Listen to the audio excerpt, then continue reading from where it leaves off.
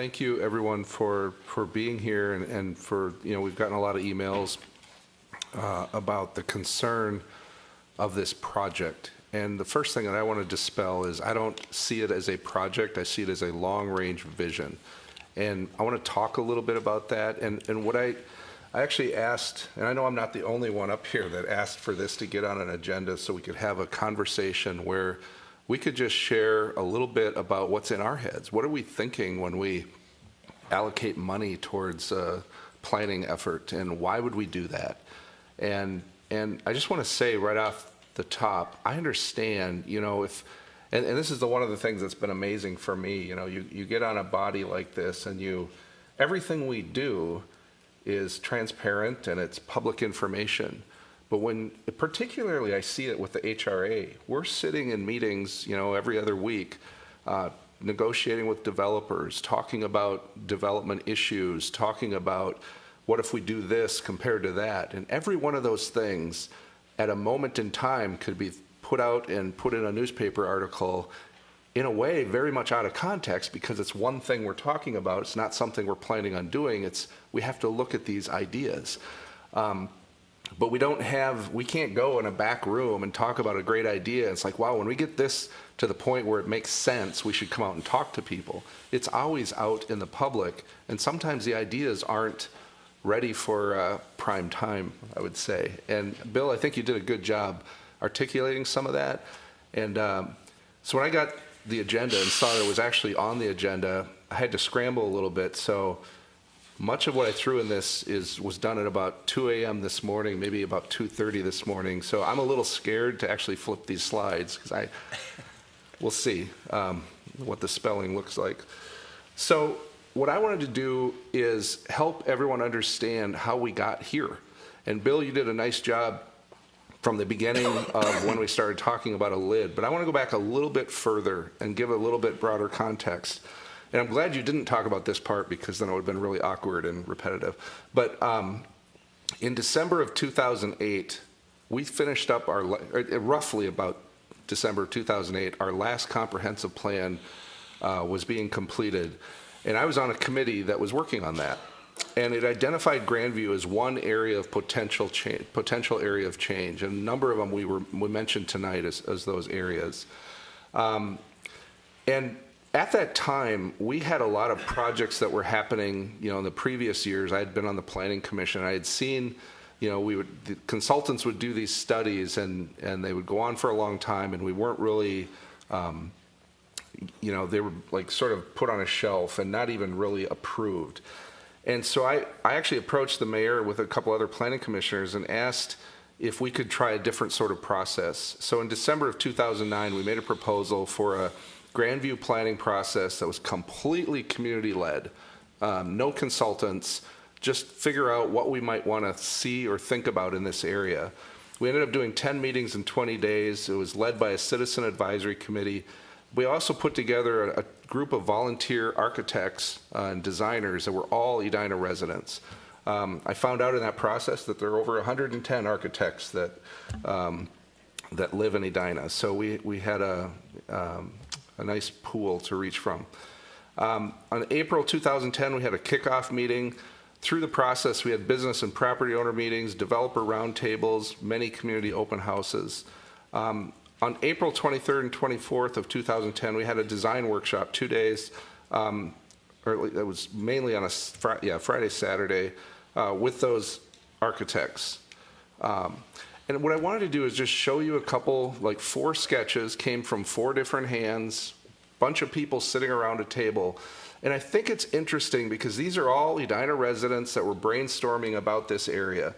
And in each one of these, there was some sort of connectivity over Highway 100 and this idea that we should somehow connect this part of our community.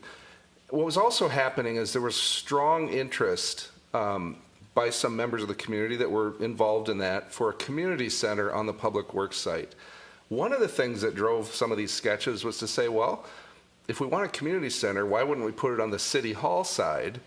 And Bill, you talked about this, what we'll call this crevasse of weeds and grass and extra highway infrastructure that is essentially helping nobody today. What if we, in that, and it's an elevation change, you said it, there's a hole there. You could have multiple levels of parking with a community center on top on the east side, connect across so buses could pull in, never come up on the top, they could stay down below. You could park during the day, go downtown, wherever you're going to go by bus at night, and when community centers are heavily used, the same parking gets used. That's what initiated some of these original sketches. And again, different architects were doing different scenarios. This is one that you could even imagine that yellow dot or building on the east side as a community center with this green linkage. Different ways of expressing these ideas. Bill said it, at the time, it was like, oh, that's crazy. Like MnDOT would go along with something like that, right? Or that we could afford that, or it just doesn't make, and people that really wanted the community center said, we don't trust how long that would take.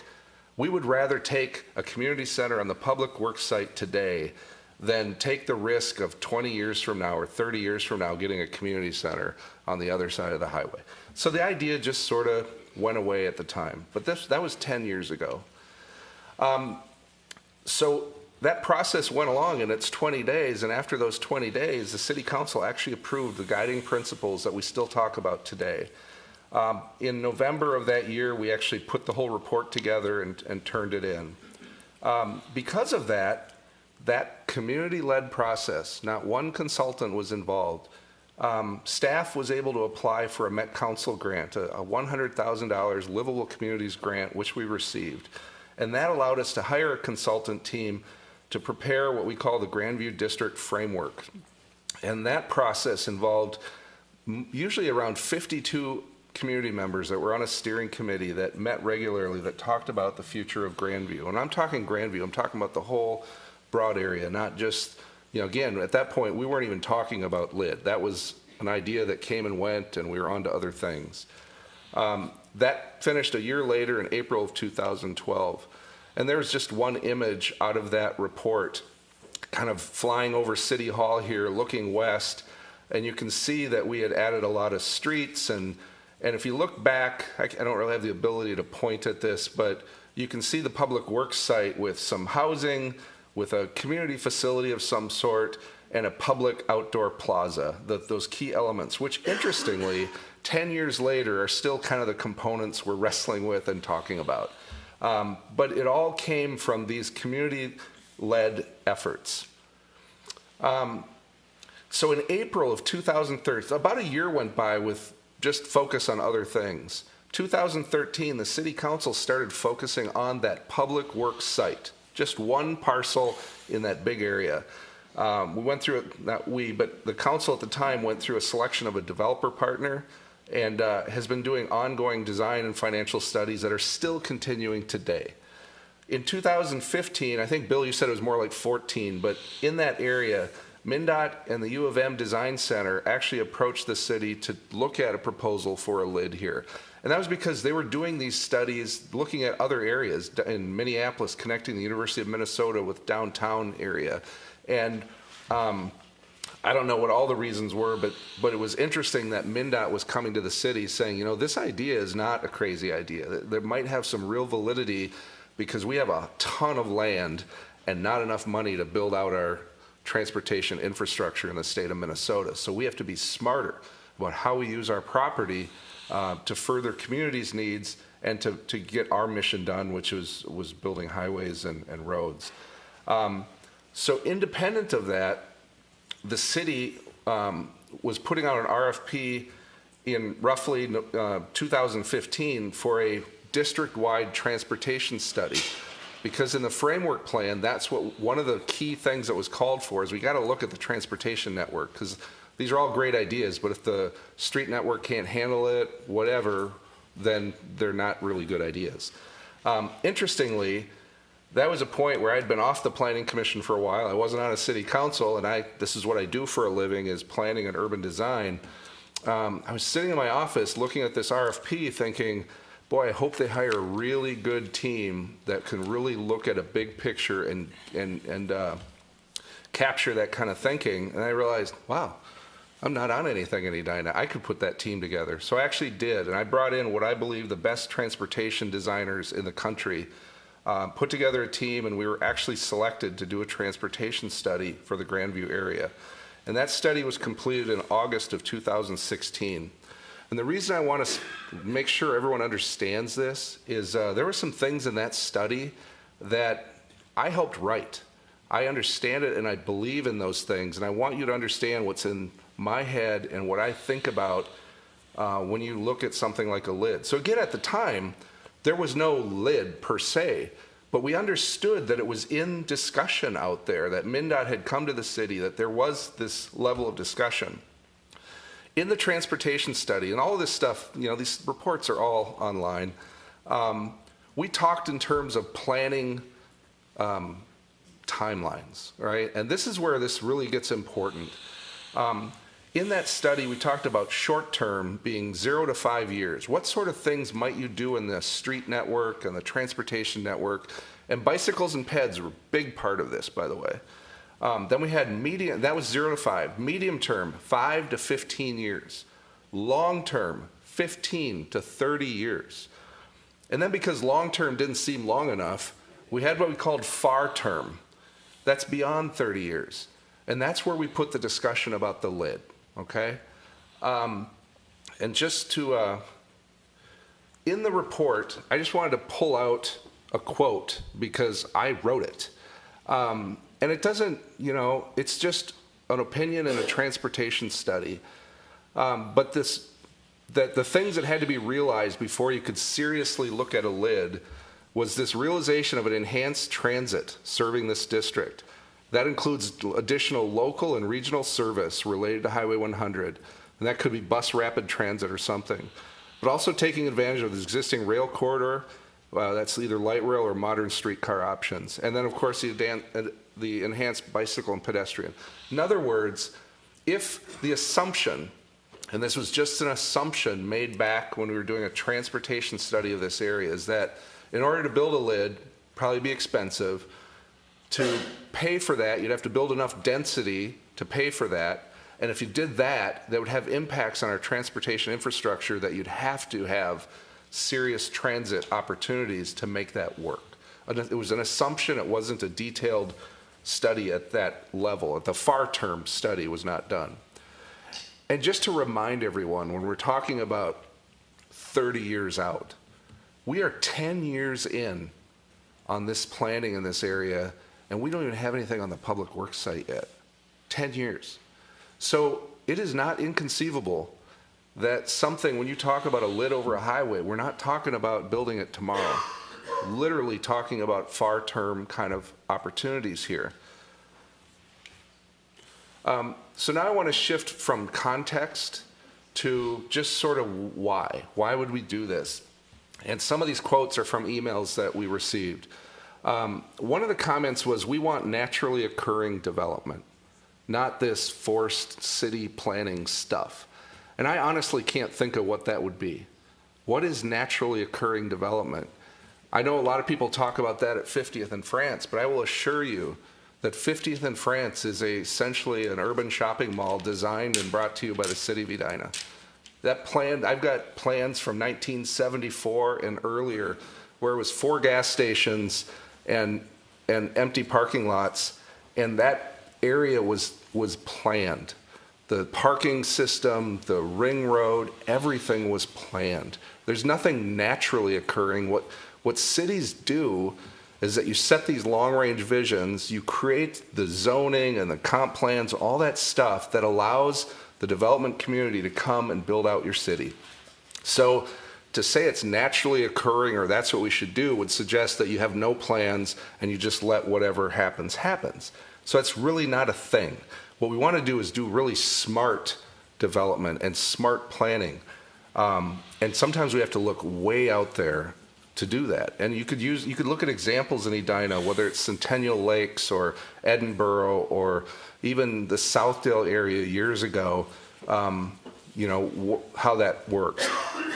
This comment about protecting our neighborhoods, absolutely.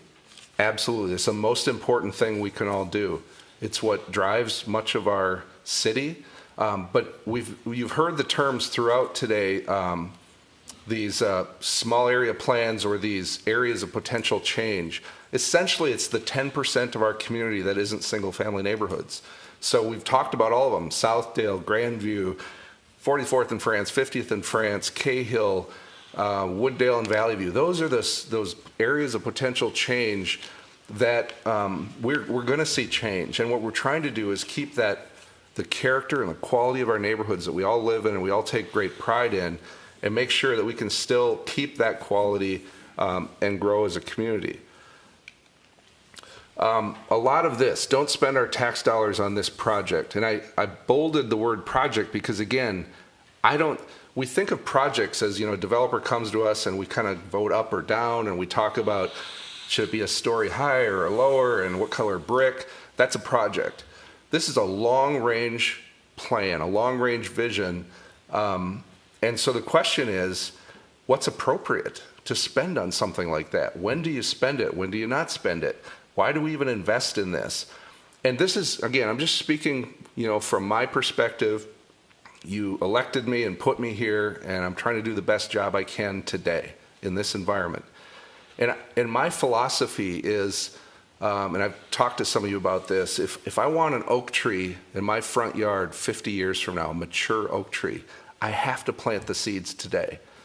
I can't just show up 50 years from now and say, where's the oak tree? Now, there's also the thing about, I think if you add up the consultant fees we've paid over the last 3 years, it's like $380,000 to $400,000. And I know there's staff time and other things we have to factor into that. We are a $100 million operation. That's a typical annual amount of money we spend here and there just to do what we do as a city. And over 3 years to spend, let's say, call it $400,000, that's, a third of 1% of what we spend just doing what we do. I would actually be angry with us if we weren't investing some amount of money into the far-term planning of our community. We spend so much time thinking about the stuff coming at us today and how we react to it and what we're doing. We have to always have our eye way out there, okay? That's, I think, really important. And I think it helps us make better decisions. And I'm just going to give you a quick example. This transportation plan that we did, finished in 2016. There have been 2 projects that we approved in the last couple of years that I would argue are better, and we understood what to do better because this plan was done years ago. And one of them is on the school bus garage site, and it's where the number 3 is, down and sort of towards on Eden Avenue down there. If everyone's kind of oriented to this. Between that site and Jerry's, we anticipated a street running east-west, which would link back around to the Jerry's parking ramp. And that was important because we're also projecting a street where that number 2 is there that goes east-west, both coming out to Vernon. In other words, we're creating a street network in Grandview that allows cars to move around and people to move around more efficiently. So we take the pressure off these key intersections like Interlochen. In other words, that neighborhood to the west can actually connect and not have to go up and come out on Interlochen. When the bus garage site was being developed, we were able to show this to the developer, and they actually gave some land on the north side of their site to allow the eventuality of a street to come through. Whether it ever happens or not, we know it can happen. We have allowed for it, and we can plan for the future. That's why you do plans. The same thing, a lot of us people are thinking we're crazy for allowing a caribou up on Interlochen and Vernon. Well, we were able to deal with that because we knew in this plan it talked about that the only way you're going to improve Interlochen is to add another left turn lane, but we can't do that without taking someone's property. And so it actually in the plan said we're going to have to find all these other ways to improve that flow, including these other streets. But when that project came along, we realized it's not just a coffee shop. It's a coffee shop with an opportunity to improve the intersection. And that seems crazy because you're adding a coffee shop at a busy intersection. But in fact, that's what it will accomplish. We talked about that big ideas plan. This was precursor to the comp plan where community came and got on this 30 by 30 map and talked about the future of Edina. And the outcome of that was a diagram about what we all brainstormed on that Saturday. And there were not just one lid potential, there was like 4 of them talking about how we better link our community. Does it make sense? I don't know, but part of what we're looking at with this study may not even be that it ends up right here, right? So what we're learning with this investment today is what are the economics of lids, right? What makes sense? I actually would argue that there's probably a better chance the Southdale area group right now is talking about how you link that whole Southdale area over crosstown to the Strackhauer Park neighborhood and make traffic. Not everyone has to go on France Avenue for local traffic to get over, or the growth and advancement of our medical district. These are things that might make sense 20 years from now, 30 years from now. So studying the economics of a lid makes sense today. So why do we there's a document that had the year 2020 on it for construction. I get it. That would scare the crap out of me if I was sitting out there. And it's a document that was put together.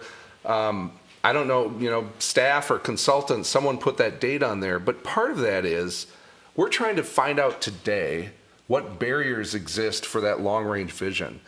When you go to a legislature or MnDOT, they're agencies that are in the today, and they're trying to deal with. So if you're talking about barriers that may prevent this from ever happening, we have to know what those are and figure out, are they barriers that can be overcome or not? And to do that, to have those conversations in today's world at a legislature or at MnDOT, you have to put a date that seems pretty real. I would argue that that's not very real because you couldn't even design this thing by 2020. But anyway, that's why I think you see some of that, and I get it, and I'm sorry if people are, freaking out thinking we're going to build something in 2020. I've never believed we're going to do that. I've always believed this is a long-term idea and something we should invest in and think about. And I would agree with a comment that was made. We should be looking at how little development can we build on that lid and still make it a viable, useful thing for the city of Edina.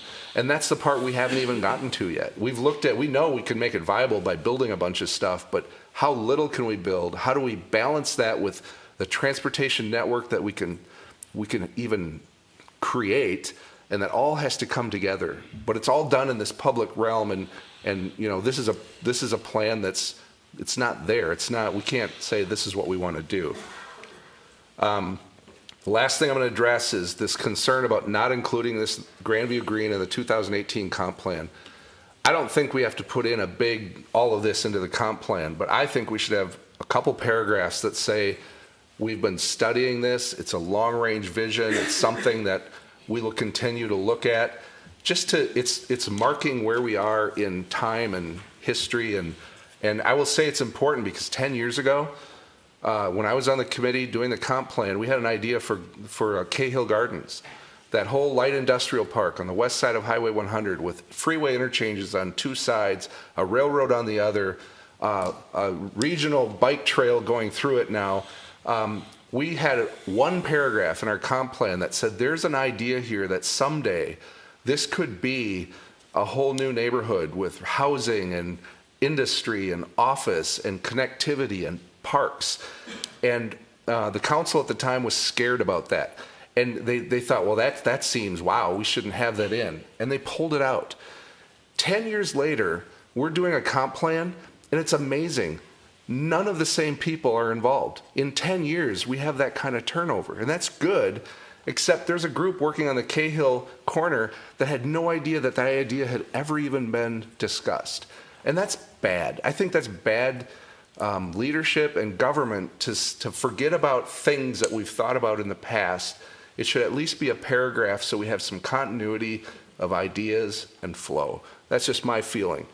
So in summary, and I'm so sorry I've taken this amount of time, but it's really frustrating for me that we have this disconnect and anger and concern, and I just want to make sure we're sharing where we're coming from, and this is where I'm coming from. I think this is a long-range vision. It's an important investment to invest in our long-range future. We got to do it right. I would never approve a lid if it was going to compromise the very quality of life that we have today. And I think you should mention it in a comp plan when you're looking at your future. That's my thing. Okay. Thanks. Thank you. Thank you.